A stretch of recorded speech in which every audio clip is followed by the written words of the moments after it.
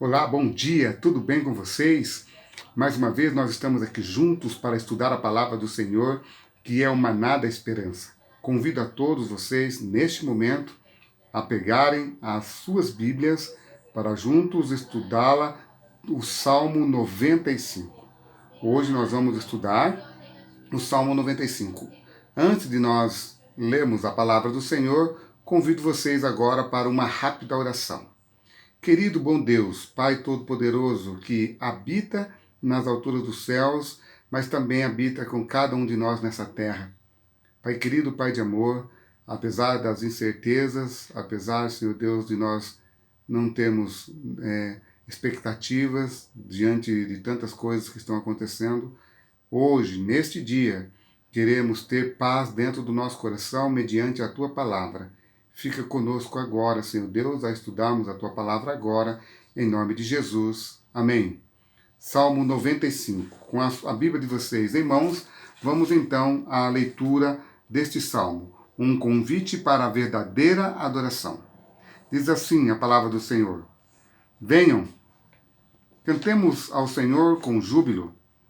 Celebremos o rochedo de nossa salvação. Saiamos ao seu encontro com ações de graça. Vitoriemo-lo com salmos, porque o Senhor é o Deus supremo e o grande rei acima de todos os deuses. Nas suas mãos estão as profundezas da terra, e as alturas dos montes lhe pertencem. Dele é o mar, pois ele o fez, obra de suas mãos, os continentes. Venham, verso 6, adoremos e prostemo-nos, ajoelhemos diante do Senhor, que nos criou. Verso 7, Ele é o nosso Deus e nós somos povo do seu pasto e ovelhas da sua mão. Hoje, se ouvirem a sua voz, não endureçam o coração, como em Meribá, como naquele dia em Massá, no deserto, quando os pais de vocês me tentaram, pondo-me à prova, apesar de terem visto as minhas obras. Durante 40 anos estive irritado com esta geração e disse: Este é um povo que gosta de se desviar. Eles não conhecem os meus caminhos. Por isso, jurei na minha ira, eles não entrarão no meu descanso. Queridos amigos, este salmo provavelmente era cantado ali nas festas do tabernáculo, quando os israelitas comemoravam ali o momento que eles peregrinavam, ou peregrinaram no deserto até a cidade, até a terra de Canaã. Mas, queridos, Deus nunca convida ninguém para a verdadeira adoração, para a adoração, sem antes ele fazer algo na vida do ser humano. O que ele fez na vida do povo de Israel? O povo de Israel ficaram 400 anos escravos dentro do Egito. Para que esse povo pudesse ser um povo que tivesse liberdade para adorar a Deus, Deus tira eles de dentro do cativeiro do Egito para que eles pudessem ter ali então a liberdade de poder adorar a Deus. Então, queridos, a primeira coisa que Deus faz com o ser humano, antes de chamar ele para uma verdadeira adoração, para uma verdadeira comunhão, ele tira o seu povo do cativeiro do pecado. O cativeiro que Deus tirou o povo de Israel era o cativeiro da opressão do Egito. Faraó, ele era o Deus do Egito. E como Deus supremo do Egito, ele escravizava todas as pessoas. E como ele escravizava, ele subjugava, ele fazia as pessoas escravas, não deixava as pessoas adorar o seu Deus. Queridos amigos, para que Deus pudesse ter um povo apto a adorá-lo, ele primeiro liberta esse povo da escravidão do pecado.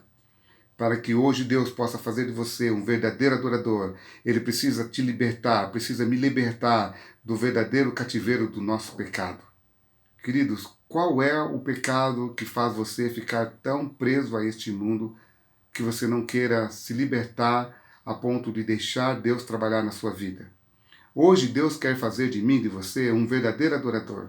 Mas para que nós possamos ser verdadeiros adoradores, tem aqui dentro desse salmo algumas coisas que nós precisamos aprender, tá? Primeiro, para sermos um verdadeiro adorador, precisamos estar livre. Livre do quê? Livre do pecado.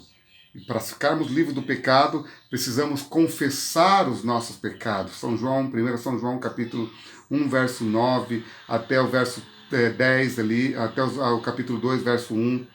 Queridos, Deus primeiro liberta o seu povo do cativeiro do pecado. Para Deus me libertar, Ele pede que eu confesse os meus pecados. Então eu preciso confessar. Depois que isso acontece, queridos, há o chamado.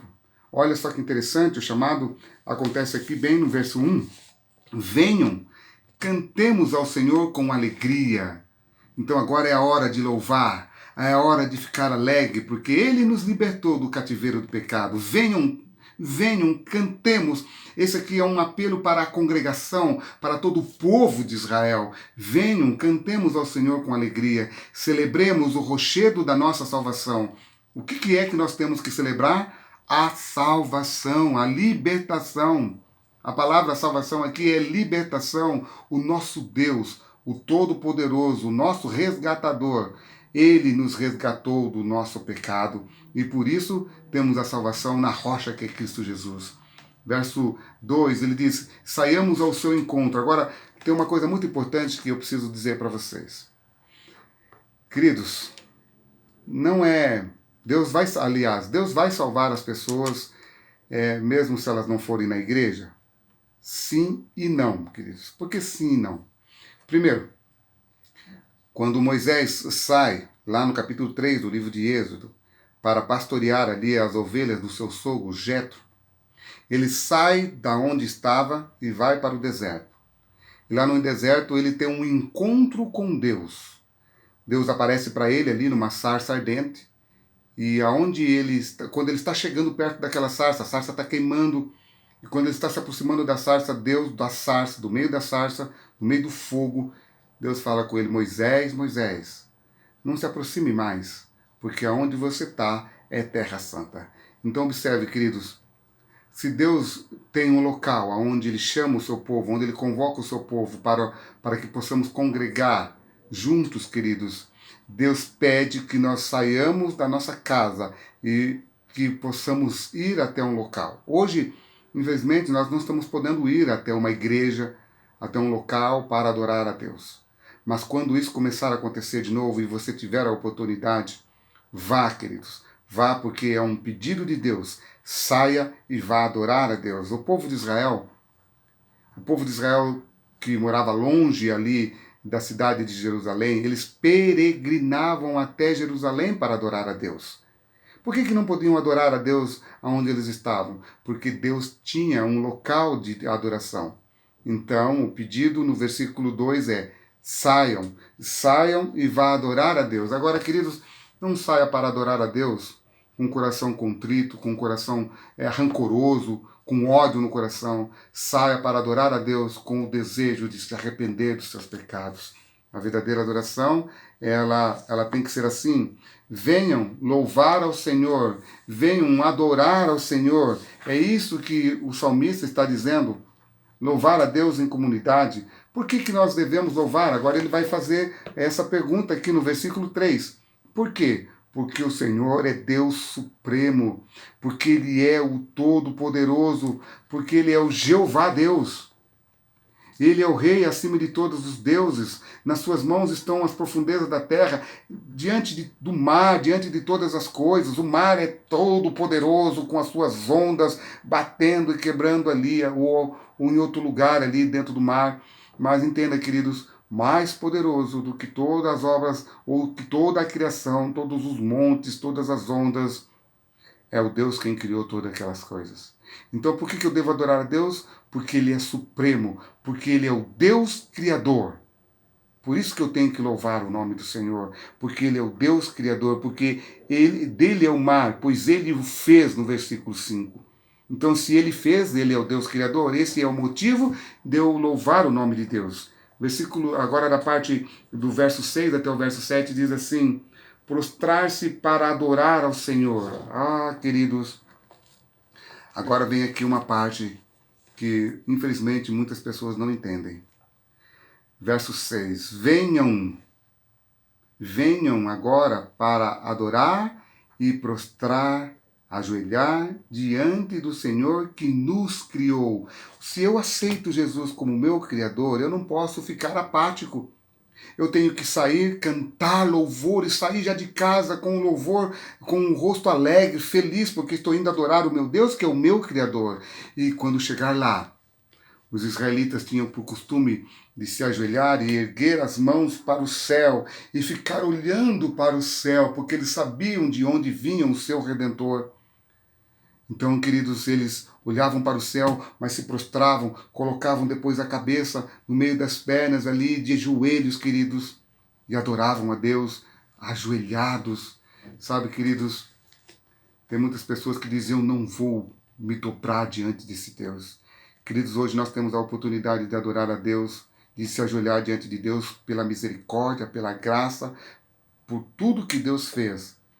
Mas se hoje eu não aceitar Ele como meu Criador, um dia, queridos, você vai ter que se prostrar, mesmo se você não quiser, isso vai acontecer. Queridos amigos, não basta só se prostrar, não basta só adorar. Agora, na parte da adoração tem uma outra coisa. Ele é o nosso Deus e nós somos povo do seu pasto e ovelha das suas mãos. Agora nós precisamos entender o que ele faz.